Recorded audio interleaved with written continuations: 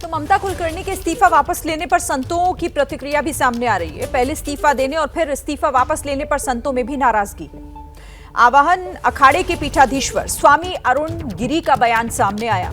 ममता कुलकर्णी और किन्नर अखाड़े ने परंपराओं को तोड़ा है, धर्म का मजाक बनाकर रख दिया है। स्वामी अरुण गिरी का ये बयान और नाराजगी जताते हुए इस पर ममता कुलकर्णी के चलते बेवजह विवाद पैदा हुआ।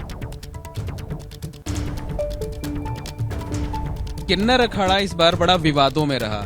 ममता कुलकर्णी, जिनका कि अतीत जो है बहुत अच्छा नहीं रहा, विवादों में रहा, फिल्म एक्ट्रेस रही, उनको ले आया गया यहाँ पर, संन्यास की दीक्षा दी गई और घंटे भर का वक्त नहीं बीता गया, महामंडलेश्वर बना दिया गया। 17-18 दिन के बाद उन्होंने कहा मैं इस्तीफा दे रही हूँ, मुझसे पैसे वसूले गए, ये वो किए गए।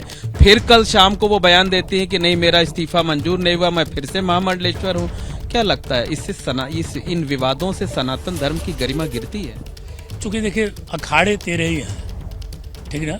अब किन्नर अखाड़े में तो मेरा परिचय नहीं है, न मैं जाता हूँ, ठीक ना, और न मैं जानता हूँ किसी को। अब रही बात ये बात का कि जो महामंडलेश्वर का पद है बड़ा गरिमा का पद है।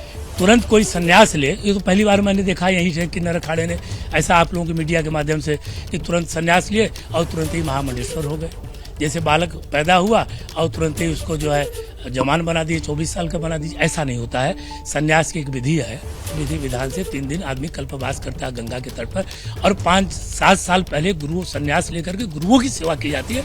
उसके बाद जब योग होता है तो महामंडलेश्वर उसको बनाया जाता है। हम लोग तो 8-10 साल जब कंटिन्यू सेवा किए हैं तब जाके महामंडलेश्वर पद को प्राप्त हुआ था हम लोगों को।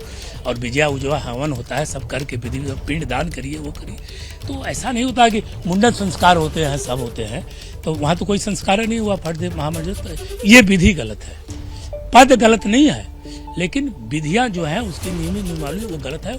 उसको पूरे नियम से किया जाए, उसका पालन किया जाए, क्योंकि तरह तरह के लोग कमेंट करते हैं लोग, तो वो जब कमेंट करते हैं तो सुनने में अपने को भी अच्छा नहीं लगता है।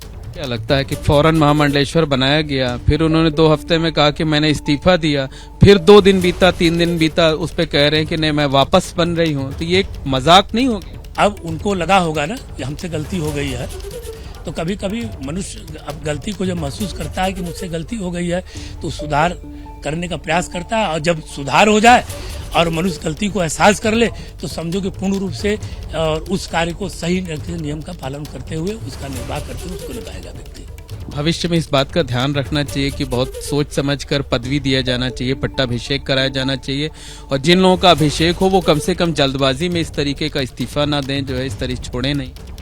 हमारे जो 13 अखाड़े हैं, हमारे 13 अखाड़े में बड़ा सोच बूझ करके हम लोगों को पद देते हैं, और परंपरागत के जो गुरुओं के शिष्य हैं उन्हीं को देते हैं, तुरंत आया कोई ऐसा नहीं था।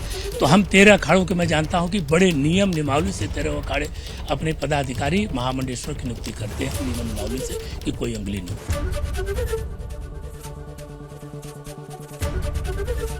एबीपी गंगा, खबर आपकी, जुबान आपकी।